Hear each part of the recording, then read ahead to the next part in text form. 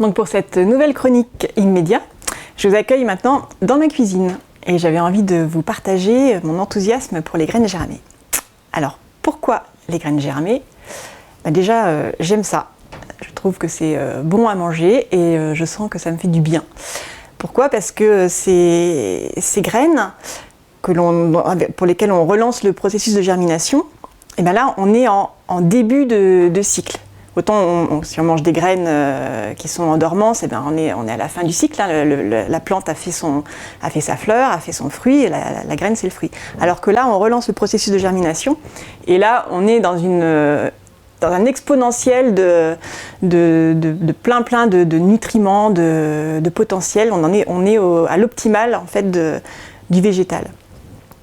Donc on va retrouver dans ces graines énormément de nutriments de toutes sortes, qui vont être multipliés par 10, 50, 100, que ce soit les vitamines, les éléments minéraux, les protéines qui vont être transformées en acides aminés qui vont être directement assimilables.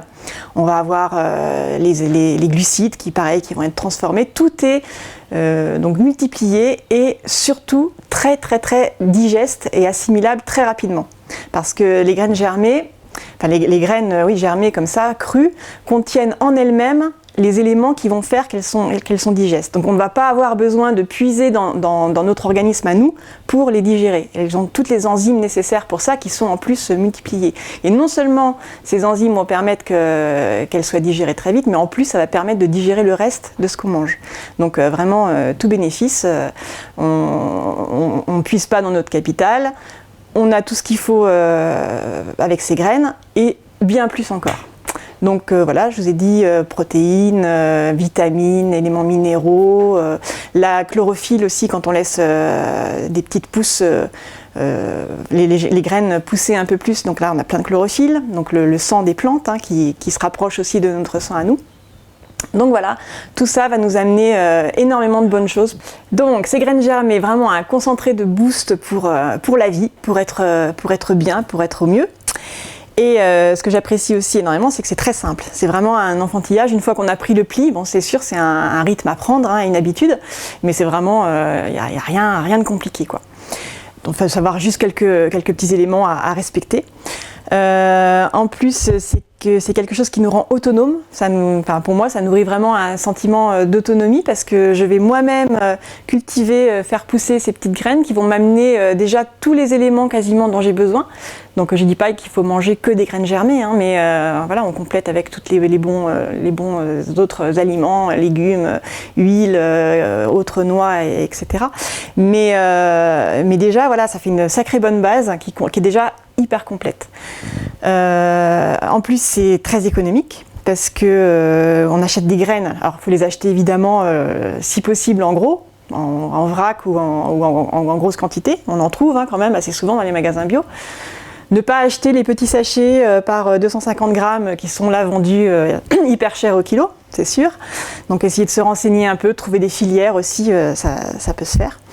Et donc je disais oui, très économique parce que pour vous donner un ordre d'idée, par exemple avec un sac de 10 kg de blé qui va vous revenir à peu près à une vingtaine d'euros, on peut faire 400 portions nutritives pour 400 personnes. D'accord ? Vous voyez ce que vous pouvez faire avec ce coût-là pour faire des repas. Après, il y a aussi le fait effectivement que quand on prend des graines directement comme ça pour les faire germer, voilà, on a un aliment très, très complet. S'il faut qu'on cultive des graines pour ensuite nourrir un animal, par exemple, qu'on va après manger, alors là, la quantité, avec les 10 kg de graines, on va peut-être nourrir un poulet, par exemple, qui va juste nourrir 2 ou 4 personnes. Voilà. Donc plein d'atouts par rapport à ça. Donc voilà, la facilité, autonomie, économique. Et puis en plus, peut-être l'avantage même encore plus grand, c'est que vous allez avoir à portée de main vraiment là au quotidien, tous les jours, des éléments, des êtres vivants dont vous allez vous occuper, vous allez être à leur contact et ça pour moi c'est peut-être le primordial, le lien justement au vivant, même en étant en ville, en appartement, dans un petit appartement, sans verdure autour, et là vous avez l'opportunité de cultiver du vivant et ça voilà, faut vraiment profiter de cet avantage-là. Voilà, tout bénéfice donc pour moi. Donc passons à la pratique. Alors, pour que ce soit justement facile et abordable, je vais vous donner quelques petits éléments. Donc, l'important, évidemment, pour faire germer les graines, c'est l'eau, la lumière, la température. Donc, la température, pas de problème, hein, vous êtes chez vous dans votre maison, pas de souci, ça germe à l'intérieur. L'eau, alors, important, c'est évidemment d'avoir une eau de qualité, enfin, en tout cas, une eau pas chlorée. Quand vous faites tremper les graines, parce que donc quand on fait germer les graines, on fait tremper les graines pendant plusieurs heures. Elles ont besoin de ça pour lever la dormance, pour pouvoir entrer justement dans la phase de germination. Donc pour faire tremper les graines, il faut de l'eau qui ne soit pas chlorée. Donc soit de l'eau que vous passez dans un filtre ou autre, voilà, ou de l'eau en bouteille. Et pour le dernier rinçage, avant de les consommer, c'est mieux aussi qu'elle ne soit pas chlorée. Après, pour tous les autres rinçages, vous pouvez utiliser l'eau du robinet, l'eau passe, elle n'est pas énormément en contact, mais au moins, en tout cas, pour le trempage et le dernier rinçage, ayez de l'eau non chlorée. Donc là, on a de l'eau de puits, donc qui n'est pas l'eau de la ville. Alors ensuite, qu'est-ce qu'il vous faut comme matériel ? Je vais bouger. Alors, de quoi vous avez besoin donc pour ça ? Donc on a vu l'eau, la température, la lumière, et après, en matériel, vous avez besoin de petites boîtes, donc de différentes tailles, hein, donc ça c'est des boîtes de Tupperware, de la récup, voilà, donc ça facile à trouver et pas cher. Des pots, cette taille-là c'est pas mal. Alors bien sûr, là je vous montre le matériel qu'on peut récupérer comme ça. Après il y a tout un tas de matériel qu'on peut acheter. Voilà, j'ai rien contre, mais déjà voir ce qu'on peut faire avec ce qu'on peut trouver comme ça. Donc dans un premier temps, si vous n'avez jamais fait de graines germées, je vous conseillerais de commencer par une facile qui est la luzerne ou l'alfalfa. Donc la luzerne, on la trouve en magasin bio. Alors bon, moi je la reconditionne après en pot comme ça. Donc c'est une toute petite graine. Voilà, je ne sais pas si on arrive à voir. Donc cette luzerne, ces toutes petites graines, il n'y a pas besoin d'en mettre beaucoup parce que vous allez vite comprendre que la graine germée va vraiment prendre du volume et de la place. Donc c'est souvent le risque au départ d'en mettre trop et de se retrouver débordé. Donc moi, voilà, je vais en mettre, comme on est quand même un peu nombreux à la maison, j'en mets 2 bonnes cuillères à soupe comme ça. Et déjà avec ça, je vais en avoir largement mon pot. Voilà, donc je fais ça. Hop. Je mets de l'eau. Alors, de l'eau froide. Hein. Moi, je mets de l'eau froide. On peut mettre de l'eau tiède, ce qui, en général, accélère le processus de germination. Mais bon, moi, je ne prends pas de l'eau. Il faudrait faire chauffer de l'eau et voilà, ça j'évite. Voilà. Donc, on touille un petit peu pour que toutes les graines soient bien immergées. Et après, on va laisser tremper ça pendant quelques heures. Donc pour la luzerne, déjà rien que 4 heures, c'est déjà suffisant. 6 heures, vous pouvez faire sinon de le mettre le soir et puis voilà, le lendemain matin elles sont prêtes. Et puis ce que je fais, j'ai un petit bout d'étamine comme ça. Alors après vous pouvez utiliser un bout de tissu comme ça qui soit ajouré. Moi j'ai ça, donc j'utilise ça. Hein. Ou un petit grillage fin là en nylon, voilà. Ça, un élastique. Et je mets ça comme ça. Voilà. Donc là, ça, je vais laisser ça tremper pendant le nombre d'heures adéquat.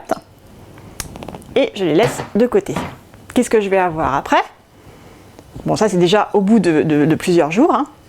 Vous voyez, les petites graines, elles ont poussé. Là, c'est carrément des pousses même. Parce que là, ça fait quand même ça fait bien 5-6 jours là, qu'elles sont dedans.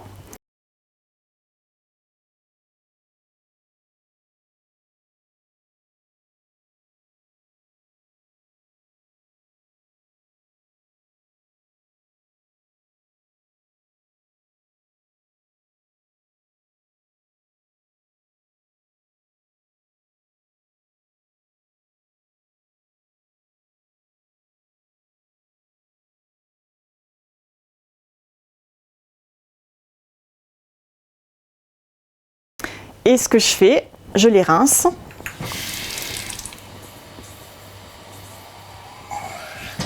Voilà, je tourne bien. Avec ma petite étamine, ben voilà, j'ai juste à laisser couler. Il faut bien rincer. Alors, le rinçage, c'est 1 fois par jour minimum. Et en cas de grande chaleur, 2 fois, c'est bien.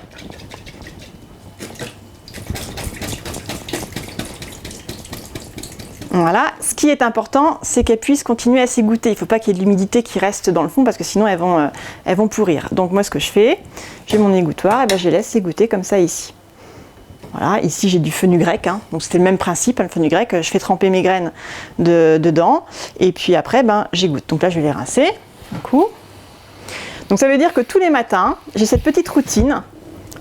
Une des premières choses que je fais en fait, c'est ça, je m'occupe de mes graines. Je fais tous les rinçages, les égouttages et c'est mon petit temps comme ça de jardinage intérieur avec ces petits êtres vivants.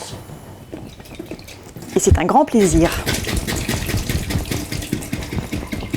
Donc voilà, pareil, hein, elles sont des jeunes pousses de fenugrec. Donc, alors évidemment, elles ont toutes des goûts différents, bien différents, et c'est ça qui fait l'avantage aussi. On peut les mélanger, voilà.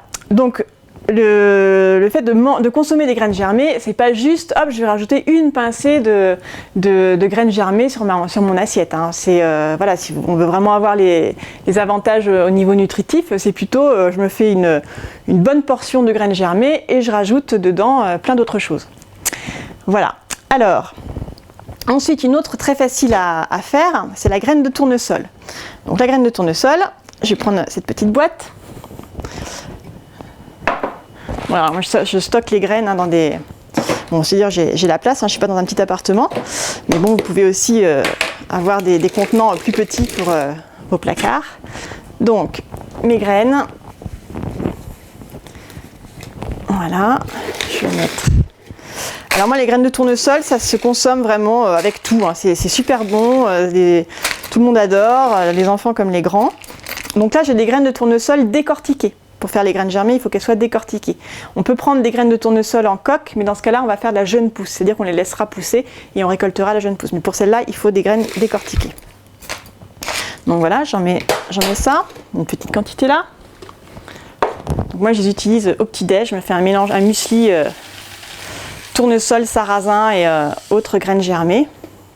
Donc les graines de tournesol, on ne les laisse pas germer trop longtemps, pareil, 4 heures, 6 heures, c'est suffisant. Il faut mieux pas les laisser trop longtemps parce qu'elles ont tendance à s'oxyder facilement. Donc, et elles vont être consommées quasiment aussitôt après la germination dans un délai de 1 à 2 jours maximum parce que c'est pas des graines qui se conservent, donc c'est pas la peine d'en faire des grosses quantités. Donc voilà, j'en ai par exemple qui ont trempé là, qui sont bonnes à égoutter. Donc pour celle-là, autant je vous ai montré tout à l'heure les pots pour les toutes petites graines, hein, les genre luzerne, fenugrec, etc. Pour ça, j'utilise moi ce que j'ai trouvé le plus simple, c'est-à-dire des passoires. Donc j'ai tout un lot de passoires que j'ai trouvé comme ça. Et voilà, et ben, qu'est-ce que je fais tout simplement? Je verse.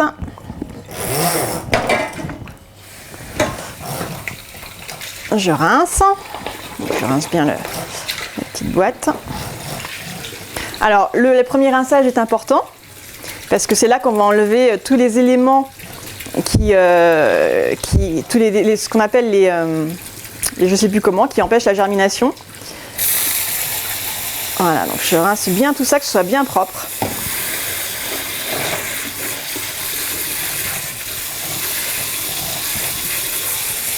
Et l'avantage de la passoire, c'est qu'après, j'ai plus à m'en occuper, ça va s'égoutter. Voilà, je secoue un peu. Donc on les voit là, les graines de tournesol, elles ont commencé à s'ouvrir. Vous voyez, comme un petit papillon. Donc il n'y a pas encore de germes, hein. Si on les laisse encore, elles vont vraiment germer, mais comme je vous disais, c'est pas la peine de les garder très longtemps parce qu'elles s'oxydent rapidement. Donc voilà, ça veut dire que ces graines-là, je pourrais commencer à les consommer dès maintenant. Et je peux attendre jusqu'à voilà, un jour ou 2 maximum. Donc voilà pour le tournesol. Et après, je les laisse s'égoutter sur le rebord de mon évier. Alors là, pareil, j'ai du sarrasin, la graine de sarrasin. Donc sarrasin décortiqué, voilà, hein, qu'on trouve ici. Hop. Donc celles-ci, elles ont trempé. Alors pour le sarrasin, il faut une passoire un petit peu plus fine. Donc là, j'ai celle-là que j'utilise. Hop. Donc voilà.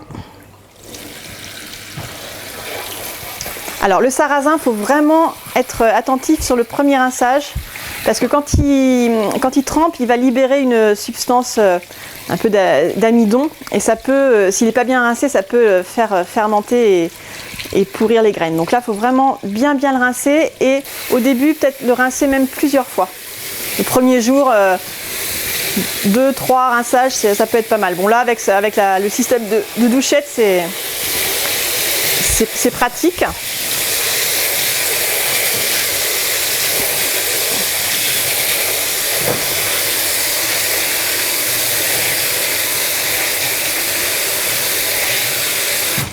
Voilà.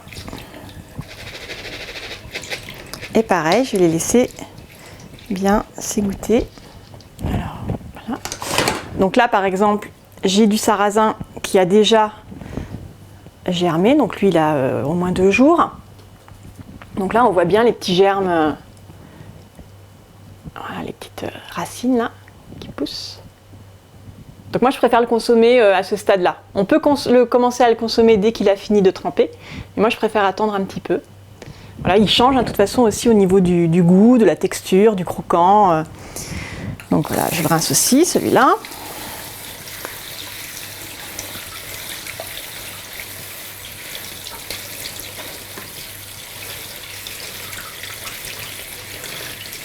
Donc je mets l'accent vraiment sur le plaisir qu'on peut avoir à s'occuper de ces graines, parce que c'est pas juste, je prépare ça pour me nourrir, d'accord, mais il y a aussi toute une autre dimension qui est vraiment très importante pour moi.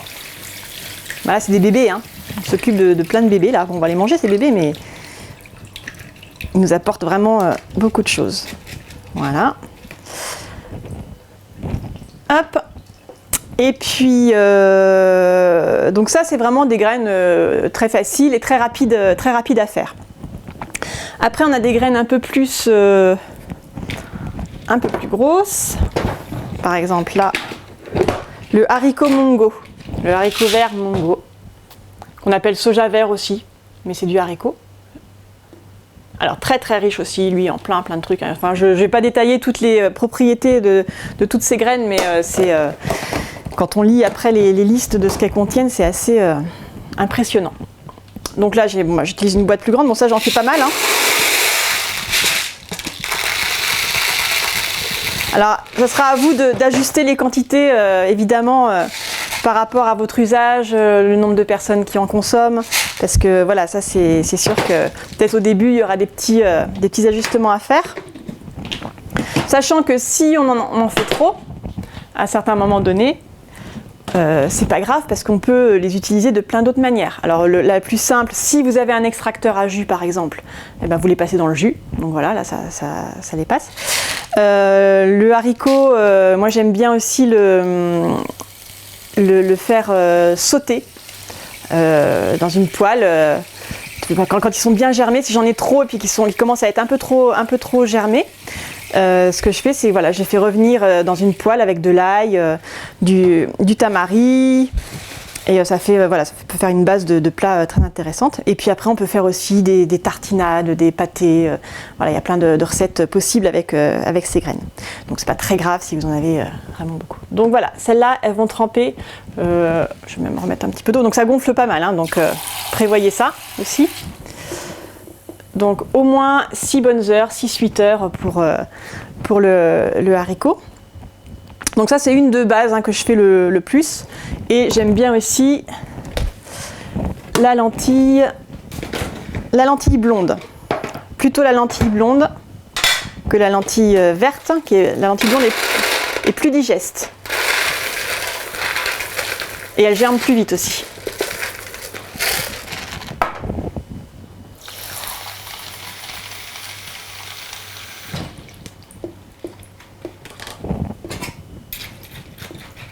Alors évitez les lentilles corail, hein, les lentilles oranges qui sont dépelliculées et puis qui germent pas la plupart du temps. Parce qu'elles ont subi un traitement qui fait que... En fait, les lentilles corail, c'est les lentilles brunes qui sont décortiquées. Voilà, donc ça va tremper jusqu'à ce soir largement.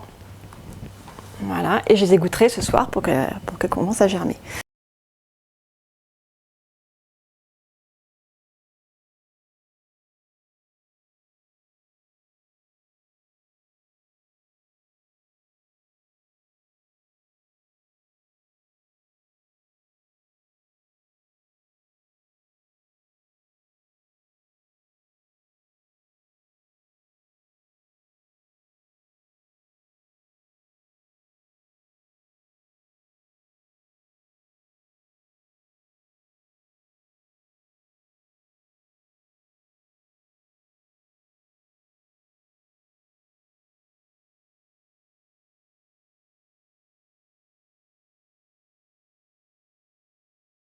Mon tournesol pareil, voilà. Donc là j'ai ma petite...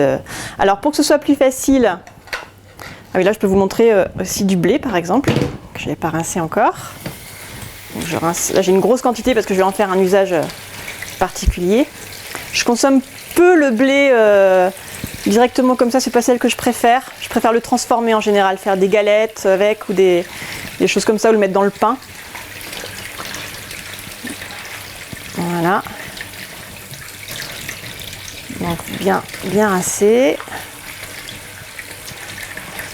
En tout cas le système des passoires, hein, vous pouvez avoir tous les germoirs, plein de styles de germoirs différents, mais moi la passoire c'est vraiment le truc le plus économique et le plus efficace pour moi.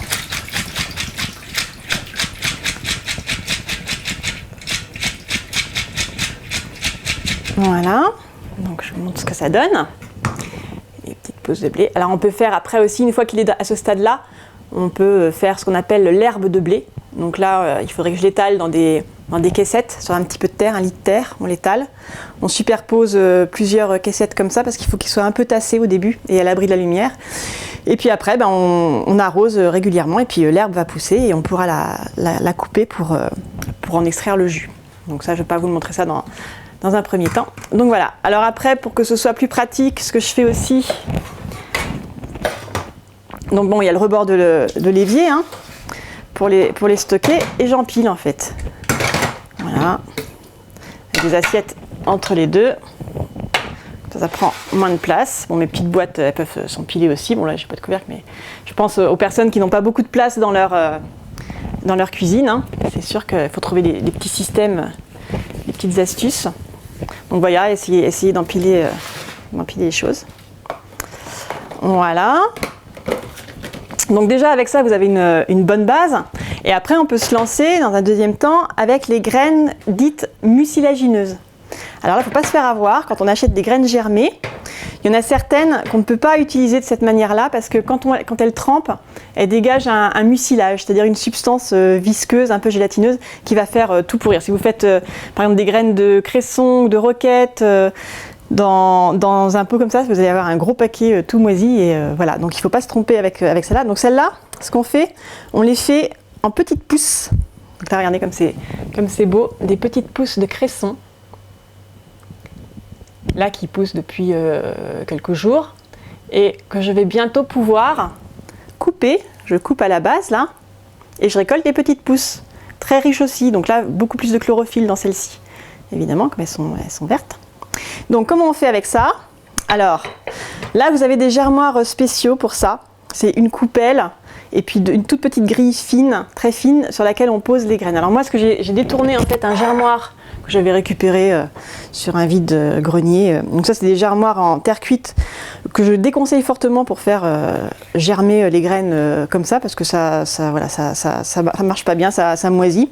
Par contre, pour ces petites graines, voilà ce que je fais. Donc j'ai mon plateau comme ça. Donc après, vous pouvez essayer de bricoler un truc. Hein, si vous avez une grille fine, très fine de métal que vous mettez comme ça sur une coupelle. Donc ça, j'humidifie. J'humidifie ça, juste humidifier. Voilà, c'est un papier absorbant au fond. Et là, donc on va disposer les petites graines. Donc là, c'est du cresson encore. On pourra mettre la roquette. Alors, il faut les mettre... pensez qu'elles vont gonfler quand elles vont s'humidifier. Il faut essayer de les mettre à touche-touche en une seule couche.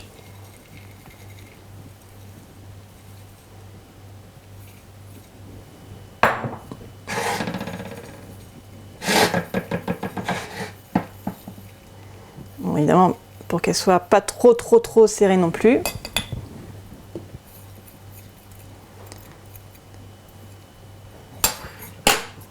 Parce que sinon, après, elles ont du mal à bien pousser.